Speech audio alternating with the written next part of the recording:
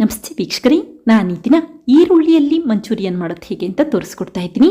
ಸುಲಭವಾಗಿ ಈ ರೀತಿ ಈರುಳ್ಳಿಯಲ್ಲಿ ಮಂಚೂರಿಯನ್ ಮಾಡಬಹುದು, ಹಾಗೆ ತುಂಬ ರುಚಿಯಾಗಿರುತ್ತೆ. ಹಾಗೆ ನಿಮಗೆ ಈ ವಿಡಿಯೋ ಇಷ್ಟ ಆದರೆ ಪ್ಲೀಸ್ ವಿಡಿಯೋನ ಲೈಕ್ ಮಾಡಿ ಮತ್ತು ಚಾನಲ್ಗೆ ಸಬ್ಸ್ಕ್ರೈಬ್ ಮಾಡಿ. ಈಗ ಈರುಳ್ಳಿಯಲ್ಲಿ ಮಂಚೂರಿಯನ್ ಮಾಡೋದು ಹೇಗೆ ಅಂತ ನೋಡ್ಕೊಳ್ಳೋಣ ಬನ್ನಿ. ಮೊದಲಿಗೆ ನಾನಿಲ್ಲಿ 3 ದಪ್ಪ ಈರುಳ್ಳಿನ ತೆಗೆದಿಟ್ಕೊಂಡಿದ್ದೀನಿ. ಈರುಳ್ಳಿ ಸಿಪ್ಪೆ ತೆಗೆದು ಒಂದು ಬಾರಿ ನೀರಿನಲ್ಲಿ ಚೆನ್ನಾಗಿ ಕ್ಲೀನ್ ಮಾಡಿಟ್ಕೊಳ್ಳಿ, ಆವಾಗ ಧೂಳಿನಂಶ ಇದ್ದರೆ ಅದೆಲ್ಲ ಹೊರಟೋಗುತ್ತೆ. ಈಗ ಈರುಳ್ಳಿನ ತೆಳುವಾಗಿ ಮತ್ತು ಉದ್ದವಾಗಿ ಹೆಚ್ಚಿಟ್ಕೊಳ್ತಾ ಇದ್ದೀನಿ. ಸಣ್ಣದಾಗಿ ಹೆಚ್ಚಲಿಕ್ಕೆ ಹೋಗಬೇಡಿ, ಈ ರೀತಿ ಉದ್ದವಾಗಿ ಹೆಚ್ಚಿಟ್ಕೊಂಡ್ರೆ ಸಾಕು. ಮೀಡಿಯಂ ಸೈಜ್ ಈರುಳ್ಳಿ ಆದರೆ 5 ಈರುಳ್ಳಿ ಉಪಯೋಗಿಸ್ಕೊಳ್ಳಿ. ಈ ರೀತಿ ದಪ್ಪ ಈರುಳ್ಳಿ ಆದರೆ ಕೇವಲ 3 ಈರುಳ್ಳಿ ಉಪಯೋಗಿಸಿದ್ರೆ ಸಾಕು, ಮಂಚೂರಿಯನ್ ಮಾಡ್ಕೋಬಹುದು. ಈಗ ಹೆಚ್ಚಿರುವಂಥ ಈರುಳ್ಳಿನ ಈ ರೀತಿ ಒಂದು ಅಳತೆ ಕಪ್ಗೆ ತೆಗೆದಿಟ್ಕೊಂಡಿದ್ದೀನಿ. ನಂತರ ಮತ್ತೊಂದು ಪಾತ್ರೆಗೆ ಈ ರೀತಿ 3 ಕಪ್ಪಷ್ಟು ಈರುಳ್ಳಿ ಹಾಕೊಳ್ತಾ ಇದ್ದೀನಿ. ಹಾಗೆ ಉಳಿದಿರುವಂಥ ಈ ರೀತಿ ಕಡಿಮೆ ಪ್ರಮಾಣದಲ್ಲಿ ಇರುವಂಥ ಈರುಳ್ಳಿನ ಸಣ್ಣದಾಗಿ ಹೆಚ್ಚಿಟ್ಕೊಳ್ಳಿ. ಈ ಹೆಚ್ಚಿರುವಂಥ ಈರುಳ್ಳಿನ ನಂತರ ಉಪಯೋಗಿಸಬಹುದು. ಈಗ ಅರ್ಧ ಟೀ ಸ್ಪೂನಷ್ಟು ಉಪ್ಪು ಹಾಕಿ ಒಂದ್ಸರಿ ಮಿಕ್ಸ್ ಮಾಡಿ ಇಟ್ಕೊಳ್ಳಿ. ಆದಷ್ಟು ಬಿಗಿಯಾಗಿ ಪ್ರೆಸ್ ಮಾಡಿಕೊಂಡು ಮಿಕ್ಸ್ ಮಾಡಿ ಇಟ್ಕೊಳ್ಳಿ, ಆವಾಗ ಈರುಳ್ಳಿ ಸಾಫ್ಟ್ ಆಗುತ್ತೆ ಮತ್ತು ಈರುಳ್ಳಿಯಲ್ಲಿರುವಂಥ ನೀರು ಕೂಡ ಬಿಡುತ್ತೆ ಅಂತಷ್ಟೇ.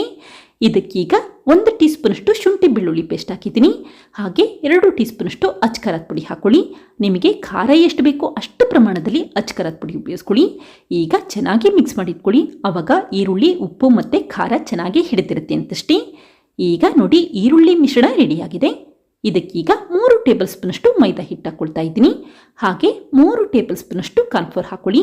ಅಕಸ್ಮಾತ್ ಮನೆಯಲ್ಲಿ ಈ ರೀತಿ ಕಾರ್ನ್ಫ್ಲೋರ್ ಇಲ್ಲ ಅಂದರೆ ತೊಂದರೆ ಇಲ್ಲ, ನೀವು 2 ಟೇಬಲ್ ಸ್ಪೂನಷ್ಟು ಅಕ್ಕಿ ಹಿಟ್ಟು ಕೂಡ ಉಪಯೋಗಿಸಬಹುದು. ಈಗ ಮತ್ತೆ ಒಂದ್ಸರಿ ಮಿಕ್ಸ್ ಮಾಡಿಟ್ಕೊಳ್ಳಿ. ನೀರೇನು ಹಾಕ್ಲಿಕ್ಕೆ ಹೋಗಬೇಡಿ, ಹಾಗೆ ಮಿಕ್ಸ್ ಮಾಡಿಟ್ಕೊಳ್ಳಿ, ಆವಾಗ ಈರುಳ್ಳಿಯಲ್ಲಿ ನೀರು ಬಿಟ್ಟಿರುತ್ತಲ್ಲ ಅದರಲ್ಲೇ ಮಿಕ್ಸ್ ಮಾಡಿಟ್ಕೋಬಹುದು. ಕೊನೆಯದಾಗಿ ರುಚಿಗೆ ತಕ್ಕಷ್ಟು ಉಪ್ಪು ಹಾಕ್ಕೊಳ್ತಾ ಇದ್ದೀನಿ. ಈರುಳ್ಳಿ ಕಲಿಸ್ಬೇಕಾದ್ರೆ ಸ್ವಲ್ಪ ಉಪ್ಪು ಹಾಕಿರೋದ್ರಿಂದ ಈಗ ಕಡಿಮೆ ಪ್ರಮಾಣದಲ್ಲಿ ಉಪ್ಪು ಹಾಕ್ಕೊಳ್ಳಿ. ಈಗ ನೋಡಿ, ಈರುಳ್ಳಿ ಮಿಶ್ರಣ ರೆಡಿಯಾಗಿದೆ. ಈ ರೀತಿ ಉಂಡೆ ಕಟ್ಟಲಿಕ್ಕಾಗಬೇಕು ಅಷ್ಟು ಪ್ರಮಾಣದಲ್ಲಿ ಮೈದಾ ಹಿಟ್ಟು ಮತ್ತು ಕಾರ್ನ್ಫ್ಲೋರ್ ಉಪಯೋಗಿಸ್ಕೊಳ್ಳಿ. ಅಕಸ್ಮಾತ್ ಈ ರೀತಿ ಉಂಡೆ ಕಟ್ಟಲಿಕ್ಕೆ ಆಗ್ತಿಲ್ಲ ಅನಿಸಿದ್ರೆ ಮತ್ತೆ 1 ಟೇಬಲ್ ಸ್ಪೂನಷ್ಟು ಮೈದಾ ಹಿಟ್ಟು ಮತ್ತು 1 ಟೇಬಲ್ ಸ್ಪೂನಷ್ಟು ಕಾರ್ನ್ಫ್ಲೋರ್ ಉಪಯೋಗಿಸ್ಕೊಳ್ಳಿ. ಹಾಗೆ ಉಂಡೆ ಕಟ್ಟಬೇಕಾದ್ರೆ ತುಂಬ ಬಿಗಿಯಾಗಿ ಕಟ್ಟಲಿಕ್ಕೆ ಹೋಗಬೇಡಿ, ಆದಷ್ಟು ಲೈಟಾಗಿ ಉಂಡೆ ಕಟ್ಟಿಟ್ಕೊಳ್ಳಿ, ಆವಾಗ ಉಂಡೆ ಒಳಭಾಗ ಕೂಡ ಚೆನ್ನಾಗಿ ಬೆಂದಿರುತ್ತೆ. ಈಗ ಎಣ್ಣೆ ಬಿಸಿಯಾದ ನಂತರ ಒಂದೊಂದೇ ಉಂಡೆಗಳನ್ನ ಎಣ್ಣೆಗೆ ಹಾಕಿದ್ದೀನಿ.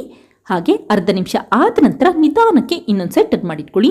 ಆದಷ್ಟು ಉರಿನ ಮೀಡಿಯಂ ಫ್ಲೇಮಲ್ಲಿ ಇಟ್ಕೊಂಡು ನಿಧಾನಕ್ಕೆ ಫ್ರೈ ಮಾಡಿಟ್ಕೊಳ್ಳಿ, ಆವಾಗ ಉಂಡೆ ಹೊರಭಾಗ ಗರಿಗರಿಯಾಗಿರುತ್ತೆ ಮತ್ತು ಒಳಭಾಗ ಚೆನ್ನಾಗಿ ಬೆಂದಿರುತ್ತೆ. ಯಾವಾಗ ಬಣ್ಣ ಬದಲಾಗಿರುತ್ತೆ ಮತ್ತು ಗರಿಗರಿಯಾಗಿರುತ್ತೆ ಆವಾಗಷ್ಟೇ ಹೊರಗಡೆ ಎತ್ತಿಟ್ಕೊಳ್ಳಿ. ಇದೇ ರೀತಿ ಉಳಿದಿರುವಂಥ ಉಂಡೆಗಳನ್ನು ಕೂಡ ಎಣ್ಣೆಯಲ್ಲಿ ಹಾಕಿ ಫ್ರೈ ಮಾಡ್ಕೊಳ್ತಾ ಇದ್ದೀನಿ. ಹಾಗೆ ಈ ಈರುಳ್ಳಿ ಉಂಡೆ ಫ್ರೈ ಮಾಡಲಿಕ್ಕೆ ಜಾಸ್ತಿ ಪ್ರಮಾಣದಲ್ಲಿ ಎಣ್ಣೆ ಉಪಯೋಗಿಸೋ ಅವಶ್ಯಕತೆ ಇರೋದಿಲ್ಲ, ಕಡಿಮೆ ಎಣ್ಣೆಯಲ್ಲೇ ಎಲ್ಲ ಉಂಡೆಗಳನ್ನು ಫ್ರೈ ಮಾಡಿಟ್ಕೋಬಹುದು. ಈಗ ನೋಡಿ, ಉರಿನ ಮೀಡಿಯಂ ಫ್ಲೇಮಲ್ಲಿ ಇಟ್ಕೊಂಡು ಫ್ರೈ ಮಾಡಿದ್ದೀನಿ. ಯಾವಾಗ ಬಣ್ಣ ಬದಲಾಗುತ್ತೆ ಮತ್ತು ಗರಿಗರಿಯಾಗಿರುತ್ತೆ ಆವಾಗಷ್ಟೇ ಹೊರಗಡೆ ಎತ್ತಿಟ್ಕೊಳ್ಳಿ. ಹಾಗೆ ಈ ಉಂಡೆಗಳನ್ನ ಸ್ವಲ್ಪ ತಣ್ಣಗಾಗಲಿಕ್ಕೆ ಹಾಗೆ ಇಟ್ಬಿಡಿ. ಸ್ವಲ್ಪ ತಣ್ಣಗಾದ ನಂತರ ಮತ್ತೆ ಎಣ್ಣೆಗೆ ಹಾಕಿ ಫ್ರೈ ಮಾಡಿಟ್ಕೊಳ್ಳಿ. ಈ ರೀತಿ 2 ಬಾರಿ ಫ್ರೈ ಮಾಡ್ಕೊಳ್ಳೋದ್ರಿಂದ ಈ ಉಂಡೆ ಇನ್ನೂ ಗರಿಗರಿಯಾಗಿರುತ್ತೆ ಅಂತಷ್ಟೇ. ಒಂದ್ಸರಿ ಈ ರೀತಿ ಬಿಸಿಯಾದ ಎಣ್ಣೆಗೆ ಹಾಕಿ ತಕ್ಷಣ ತೆಗೆದಿಟ್ಕೊಳ್ಳಿ, ಆವಾಗ ಚೆನ್ನಾಗಿ ಗರಿಗರಿಯಾಗಿರುತ್ತೆ. ಈಗ ಈ ಫ್ರೈ ಮಾಡಿರುವಂಥ ಉಂಡೆಗಳನ್ನ ಒಂದು ಪ್ಲೇಟ್ಗೆ ಎತ್ತಿಟ್ಕೊಂಡಿದ್ದೀನಿ. ಹಾಗೆ ಒಂದು ಉಂಡೆನ ಕಟ್ ಮಾಡಿ ತೋರಿಸ್ತೀನಿ ನೋಡಿ, ಎಷ್ಟು ಚೆನ್ನಾಗಿ ಬೆಂದಿರುತ್ತೆ. ಹೊರಭಾಗ ಗರಿಗರಿಯಾಗಿರುತ್ತೆ ಮತ್ತು ಒಳಭಾಗ ಚೆನ್ನಾಗಿ ಬೆಂದಿರುತ್ತೆ.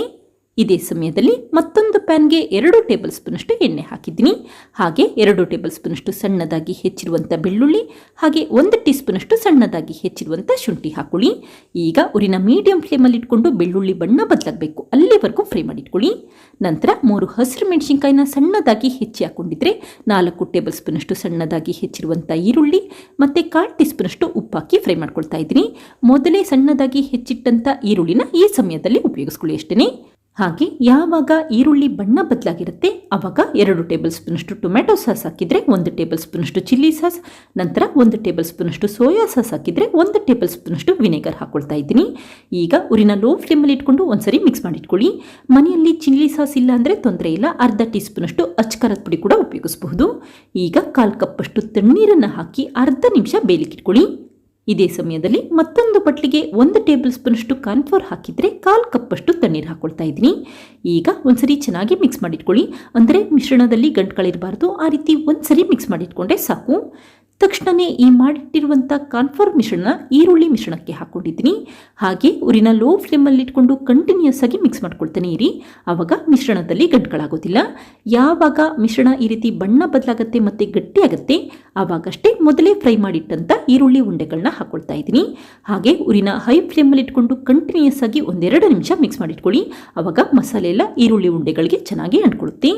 ಕೊನೆಯದಾಗಿ 3 ಟೇಬಲ್ ಸ್ಪೂನಷ್ಟು ಸಣ್ಣದಾಗಿ ಹೆಚ್ಚಿರುವಂಥ ಕೊತ್ತಂಬರಿ ಸೊಪ್ಪು ಹಾಕಿದರೆ ಅರ್ಧ ಟೀ ಸ್ಪೂನಷ್ಟು ಕಾಳುಮೆಣಸಿನ ಪುಡಿ ಹಾಕ್ಕೊಂಡಿದ್ದೀನಿ. ಮನೆಯಲ್ಲಿ ಈರುಳ್ಳಿ ಹೂವು ಅಥವಾ ಸ್ಪ್ರಿಂಗ್ ಆನಿಯನ್ ಇದ್ದರೆ 1-2 ಟೇಬಲ್ ಸ್ಪೂನಷ್ಟು ಈರುಳ್ಳಿ ಹೂವು ಕೂಡ ಉಪಯೋಗಿಸಬಹುದು. ಇಲ್ಲ ಅಂದರೆ ತೊಂದರೆ ಇಲ್ಲ, ಮಿಕ್ಸ್ ಮಾಡಿದ ತಕ್ಷಣವೇ ಸ್ಟವ್ ಆಫ್ ಮಾಡ್ಕೊಳ್ಳಿ.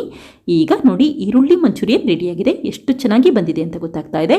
ನೋಡಲಿಕ್ಕೆ ಚೆನ್ನಾಗಿ ಕಾಣಿಸ್ತಾ ಇರುತ್ತೆ, ಹಾಗೆ ತಿನ್ನಲಿಕ್ಕಂತೂ ತುಂಬ ರುಚಿಯಾಗಿರುತ್ತೆ. ಈಗ ಈ ಮಾಡಿಟ್ಟಿರುವಂಥ ಈರುಳ್ಳಿ ಮಂಚೂರಿಯನ್ನ ಮತ್ತೊಂದು ಪ್ಲೇಟ್ಗೆ ಸರ್ವ್ ಮಾಡ್ಕೊಳ್ತಾ ಇದ್ದೀನಿ. ಕೊನೆಯದಾಗಿ ಸ್ವಲ್ಪ ಕಟ್ ಮಾಡಿರುವಂಥ ಕೊತ್ತಂಬರಿ ಸೊಪ್ಪಿಂದ ಡೆಕೋರೇಟ್ ಮಾಡಿಟ್ಕೊಳ್ಳಿ. ಅವಾಗ ನೋಡಲಿಕ್ಕೆ ಇನ್ನೂ ಚೆನ್ನಾಗಿ ಕಾಣುತ್ತೆ ಅಂತಷ್ಟೇ. ಈಗ ನೋಡಿ ಈರುಳ್ಳಿ ಮಂಚೂರಿಯನ್ ಎಷ್ಟು ಚೆನ್ನಾಗಿ ಬಂದಿದೆ ಅಂತ ಗೊತ್ತಾಗ್ತಾ ಇದೆ. ಒಂದ್ಸರಿ ಟ್ರೈ ಮಾಡಿ ನೋಡಿ, ಖಂಡಿತ ಮತ್ತೆ ಮಾಡ್ತೀರಾ. ನೋಡಿದ್ರಲ್ಲ ಫ್ರೆಂಡ್ಸ್, ಎಷ್ಟು ಸುಲಭವಾಗಿ ಈರುಳ್ಳಿ ಮಂಚೂರಿಯನ್ ಯಾವ ರೀತಿ ಮಾಡಿದೆ ಅಂತ ಗೊತ್ತಾಯ್ತಲ್ವಾ. ನೀವು ಕೂಡ ಒಮ್ಮೆ ಪ್ರಯತ್ನಿಸಿ, ಖಂಡಿತ ಇಷ್ಟಪಡ್ತೀರಾ. Thank you. ಲೈಕ್ ಮಾಡಿ ಮತ್ತು ಸಬ್ಸ್ಕ್ರೈಬ್ ಮಾಡಿ.